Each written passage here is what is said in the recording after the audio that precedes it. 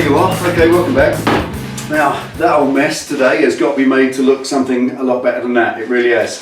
That was an exercise in getting as much thickness of fiberglass in there as possible, sacrificially, so that I can now grind that away and make the shape. That was a deliberate reason for doing it like that. So the first thing will be, I'm going to try and adopt the belt sander to get a flat line along the top there and then curve it slightly. I don't know how that's going to work, we don't know, but it will certainly grind a nice flat edge along the top there. And then by hand, using just paper and the foam blocks, I'm going to try and sculpt that into the shape that I want at the rear. Also, there's other stuff I've got to do at the back end. I want to try and make that light tube into one piece, and that involves some fiberglass in across there to make that one piece, and then grind this lip back so it curves under. It's going to curve under a little bit. It's not just going to be a flat tube that looks too much like a kind of exhaust pipe. Don't want that. So it will look good when it's done, as they always say. We don't know. More materials as ever, so I'll add those to the board at the end of the day. So that's just the sort of stuff, a little bit more body filler and some paint, because what I'm going to try and do, hopefully this week in this video and the next one, if I possibly can, is get that ground off, get that undertail light looking something at least, and then put a thin skin of filler over the whole thing, sand it all back, and then bang a coat of primer over it and a coat of that wheel silver to try and match it to the rest of the bodywork. Then stand back. That's the idea. Stand back, have a look at it, see if it's how I want it. Then I know whether it's right to move on and try and start doing the exhaust, because this won't be finished until I know exactly what the exhaust is like. Because remember what I said, if I'm going to try and exit the exhaust out the side here or something like that, then I'm not going to bother completely finishing this yet. There's no point. It's going to have more surgery to it. But I certainly want it looking a lot better than the absolute mess it looks at the moment. So today, let's get that ground off, get it shaped, get the back trimmed out a little bit, and see how far we can get. Wish me luck.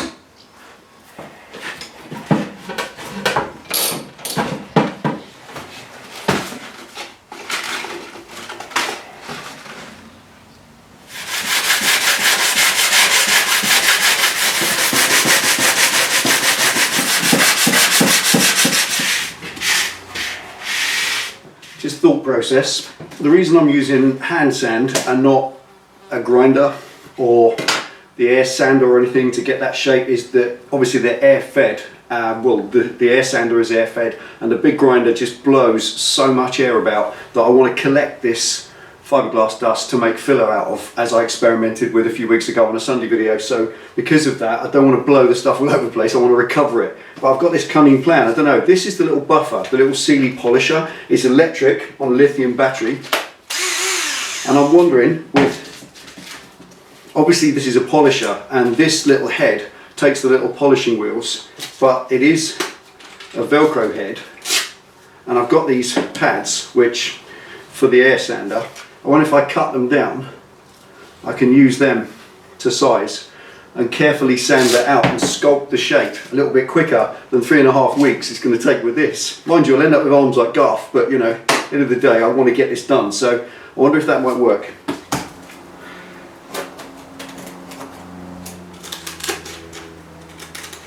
Okay, the test is not to see if it will sand, it will certainly do that.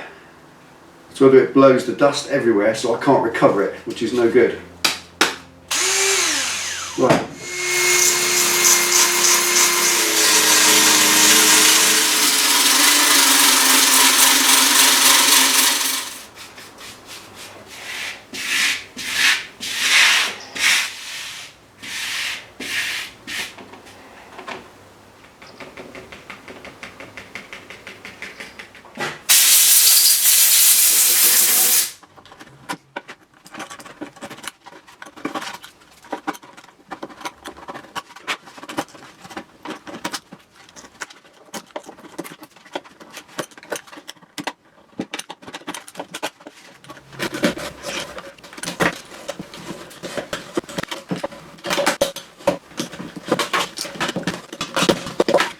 Right, that's some pretty impressive air bubbles in that, but they're all out now, that's it, they're all exposed, they're all craters only now. So the next thing is to mix up that sanding dust from all this fiberglass. It's literally powdered fiberglass resin and matting. You can actually see, if you look closely, you can see the shreds of matting in it, so it's great bridging filler. I'm just going to mix that with some resin, which I've just got ready, and that will make hopefully a nice stopper, like a nice bridging filler, and fill all those up quite nicely, and then it's back to more sanding after, which is going to be a lot easier. Now I've discovered I can do it with my little polisher.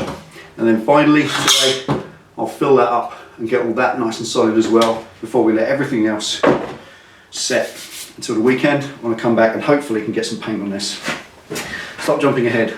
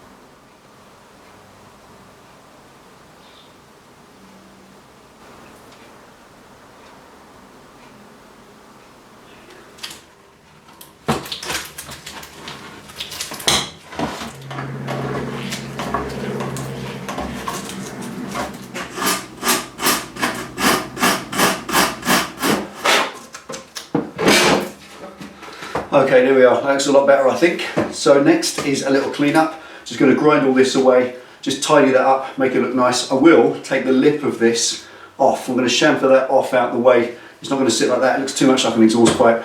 So that will get chamfered out the way later. For now, I just want to tidy up that edge. Put some little sand over this, just get that sanded back a bit, make it look smooth. It needs a bit more yet, but honestly I've run out of time. It's 1:30 and back to work in an hour's time, so I'm just going to see what more I can do. Sand that back, give that a skizz over, and hopefully that'll be ready for the next one, for the weekend, when I do intend to get some paint on this thing. Yes, I do. I definitely do.